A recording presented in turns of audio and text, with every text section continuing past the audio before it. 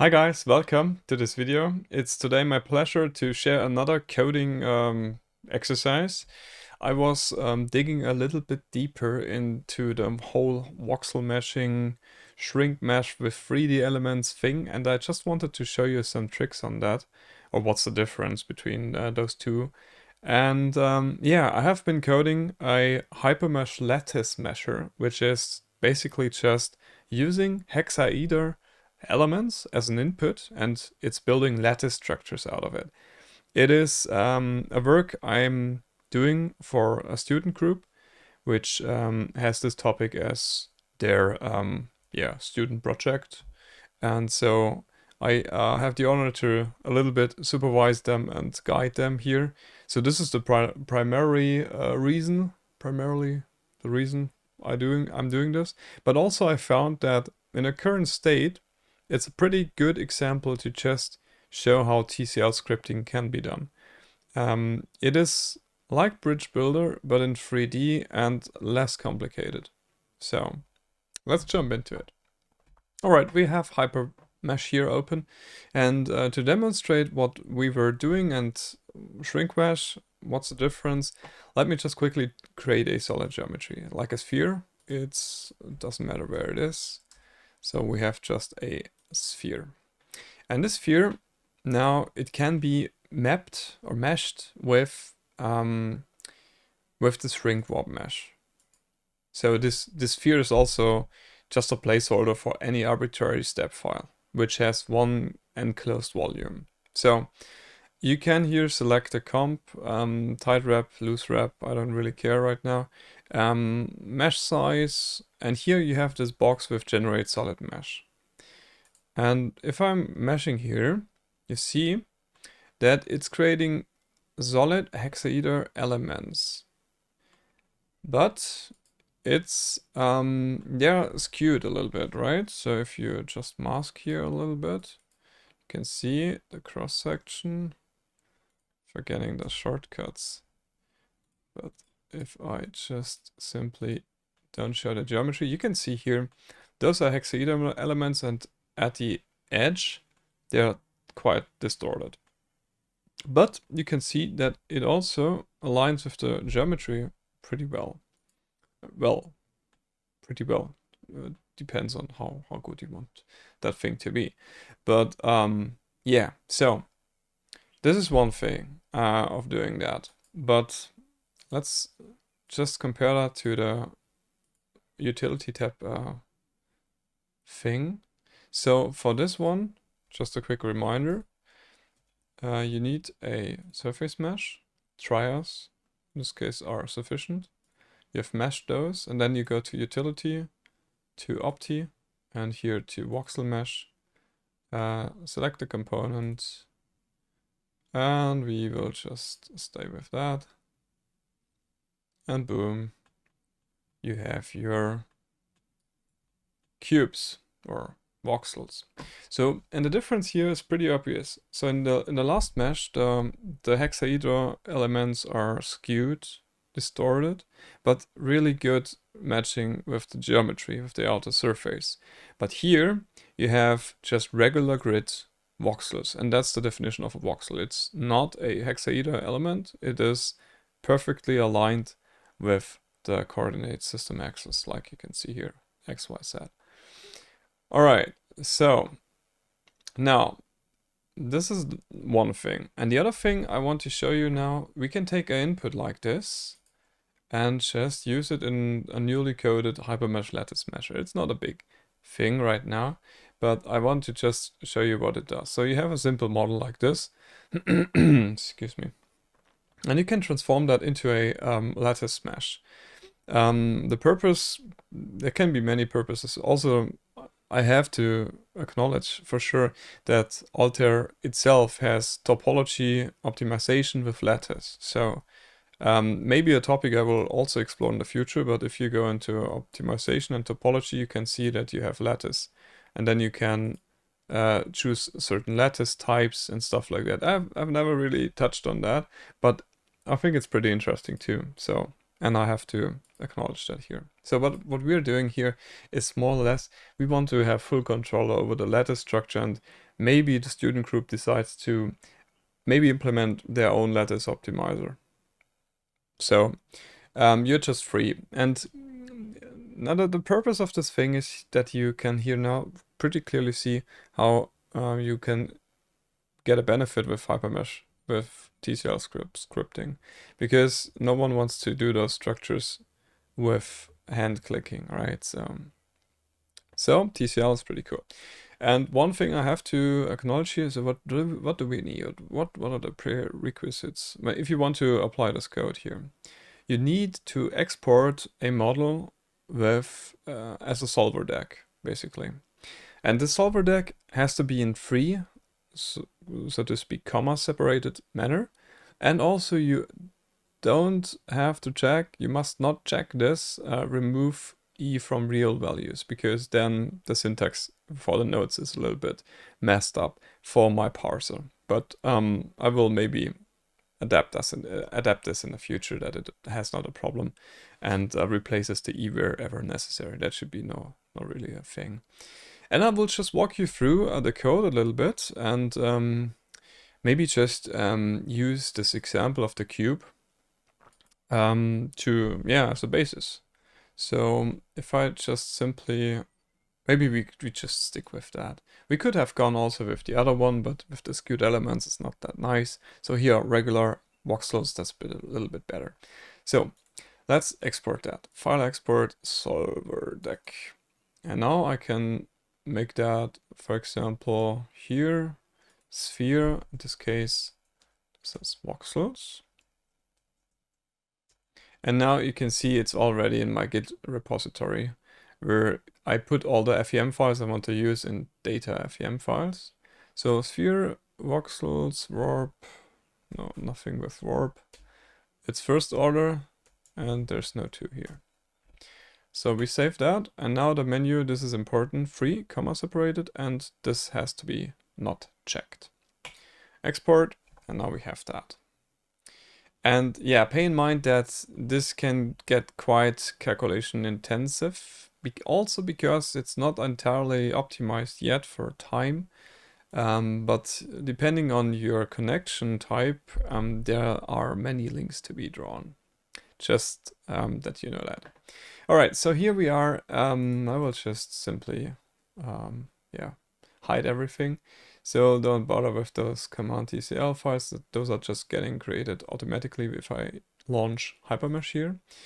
But let's get a little bit overview of here. So we have Hypermesh lattice measure as the top method, or the top class. This starts here. So here's your entry point into the code. It wants a file. For example, the newly created file we have here, sphere voxels first order. Just take that name and put that into here. So this is now, it goes in the current working directory and goes then to this folder, data, FM files, and then this file. And then it calls the constructor of Hypermesh lattice measure, which is this one. And this just sets the paths again, and also the TCL script path where the script later will be written to. Then you have the first part, which is this. This is the importer. Here you read the FEM file, and let's see what is done here. So the FEM file reader just wants the path to the file, and then just reads the lines, and then does 2 methods. It reads the nodes and it reads the elements. So read the nodes, simple, just going through the nodes, and wherever I find a line which begins with grid, let's see how this looks here. You have grid here, and this is the ID of the node. Then you have an empty cell here, and then you have 3 numbers, which are just the coordinates in Cartesian coordinates. All right, this is the nodes. Then we're not done yet with the FEM file reader. Then we read the elements, and the elements are similar. So sample line, you can see here, we have something like this. see hexa, then you have a number, which is the ID, then 0, I think this is the system collector, and then you have a bunch of nodes. Then you have a new line with a plus and another nodes. And this will just read that in. And you see the element constructor is like this, that it has the ID of the element, the config, but also a list of nodes. Those are the nodes which belong to the element. I can just simply show that to you on a PowerPoint here. You can see here is a hexahedron element which has nodes, and those nodes are numbered here. And this is more or less the same thing, the same information, which stands right here in the FEM file. All right, so it creates the elements, it creates the nodes, and that's about it, what the FEM file reader does. After the FEM file reader is done, the script builder launches. And the script builder basically just creates a TCL script which creates the lattice structure. How does it do that? So the initialization is pretty straightforward. It just initializes TCL commands. This Hyperworks starter, I just copied over from Bridge Builder because we can use it the same way. It's just a bunch of methods to run Hypermesh or Hyperview with a TCL script in batch or without and stuff like that. And currently it's not only in Windows, but yeah, this is the way it is. So script builder is instantiated, and then you have TCL create material properties. Property components, this is just the basic stuff. It creates a property, a beam section. I think here also you have the material parameters, which is not that kind of tiny. It's not, it could be better. It will be better. And I will just make a class material and stuff like that. But here you can set also the diameter of the lattice structures. And then we have the create nodes, which is fairly simple. It just iterates through all the nodes and just puts a create node here. And then you have the create rods. This is the more complicated one. This scans through all the elements, and then you have to go from element to the connections. And this is done by a method in the element class, which is named getLatticeConnections. And you can see here it has an input connection type simple. There are two connection types which I implemented yet. You can see the one here, that would be the simple, because all straight edges, no crossing, and full would be all crosses additionally. So let's see that in the method. I think that's a little bit better. So get lattice connections. You can see bottom, top, vertical, those are the straight lines. And if it's full meaning full connections are required, then you just have to cross bottom, top, front, back, sides, and inner cross. Yeah, this is about it. So it gets the connections to here, and the connections are just a list of tuples, and the tuples containing node 1 and node 2, or A and B, and then it just realizes the connections. And if the connection is already realized, it does not a duplicate element or a duplicated connection, because let's imagine you're here and you're creating from here to here from this element, but when you're at this element, this is also here. But in this case, it's checked, it's already done, it's not done double. So this helps. Those are the rods, and then just we have create rods, and then just save model and close it, writes it out as Hypermesh file and closes the process. And this is just running it. Or the Hyperworks starter writes the script out and then runs it. That's about it. So let's try it. Let's try it with, or how to run it. And also there are some tests. Test-driven development is really important for coding, and I'm lacking tests too much, so I thought it would be nice to do it here. So you could also scan through the tests here. So I test the FEM file reader, the element and the node. And if you ever want to just execute the tests, it's just Python -m and then unit test. In this case, if you are on, I think, Python 3.7 or above, it will automatically go into the discover. And there's an error. Let's see, because I think I have a element test with the e's in real values, which I don't need no more. So in test FEM, correction needed. Yeah, this is bollocks. This can be scratched off. So once again, all right. So run tests, 7 tests, and it's all okay.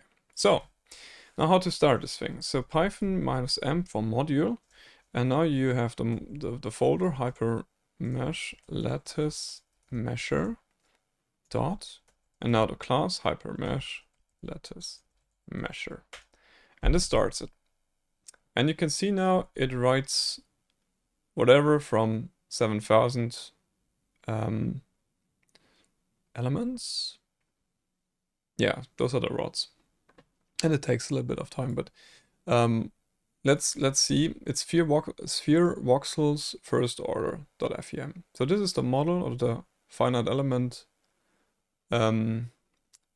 solver file, which has the grids. You can see there are some grids, and there are also some elements. And you know, I think it's simple now. So for each element you have, for each voxel you have 12 additional elements. So I don't know how many, but yeah, so 7,000 in total from structure. So and this is even just simple. If you would do it with the full connection, I think it's 16 more. Yeah. So can look. So this was the thing writing the TCL script. Now we can look also on the TCL script, what it has already done. It is this model1.tcl. So this is the file it just created, and you can imagine there are a bunch of numbers, right? So 40k lines, and the Hypermesh instance in batch is now executing the script, and you can see it's a bunch of just rod commands, meaning that for each line a lattice structure from node 1 to node 2 is created. And that's about it. So, and while we are at it, I can tell you that running that not in batch takes forever. So in the beginning, I just ran it in standard mode to just see, and then you can see this thing here in TCL script, because now you cannot see how the TCL script is running in the background. But with the GUI you can, and it takes ages. So using batch is really a big help. But if you ever wanted to change that, you can. It is in this Hyperworks starter, run Hypermesh, and I think the first is the batch. Let's see. Yeah, you can see. So batch is true, and I have wait false. That's me. That is actually rather for a run, meaning that if you have a optimization which also runs and you want to wait for it, then this is the option for it. But usually it was also for the Hypermesh, but I decided that for this case it's better to do it a little bit different. So it always will wait for the process to finish, because if it does not do that, well, positive side is you can see the command output from Hypermesh, but this is just not that interesting, and yeah, it skips out of the process. So here you see the program is still running, and so you can tell by that. You can also tell by looking in the TCL script folder, because in this folder also the model1.hm is saved, and this will be the file. So you can see this section would be displayed if it does not wait, but then you have just stuck with that, and you know, then you wait here. So it doesn't make much of a difference.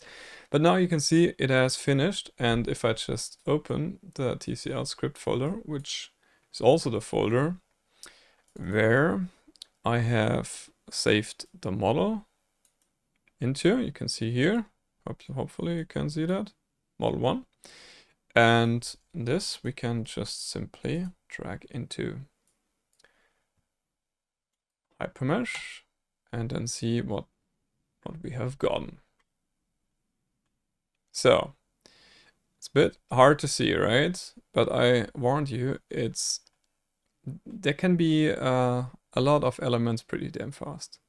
So we can also see that here in model and elements. So we have 30K on elements. But those are elements which are ready to run. Those have beam sections, those have properties, everything there. You can also display that with 1D and 3D beams. And maybe, yeah, move the text. Now you can see, yeah, so it has also diameter information. Well, for sure, we can also implement in the future different lattice structures, not just those cylinders, but I think that's fair now.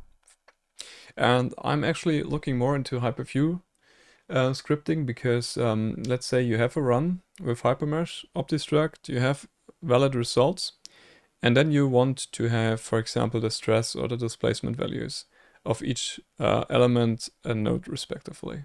So I think that's a good idea to also do that, because it also will, when you look at the Hypermesh scripting or the scripting example, it's pretty compact, right? It's not much code, and you can just use this as a starting point and implement own mechanisms. So if there's Hyperview also in there, you are covered with most of what you need as a starting seed.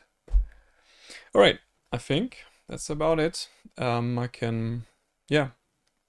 could show you the simple model, runs much faster, but it's boring or more boring because it's not that much different. Because at the end you have something like this picture here, so there's not any additional benefit for you. But I think, yeah, that's about it.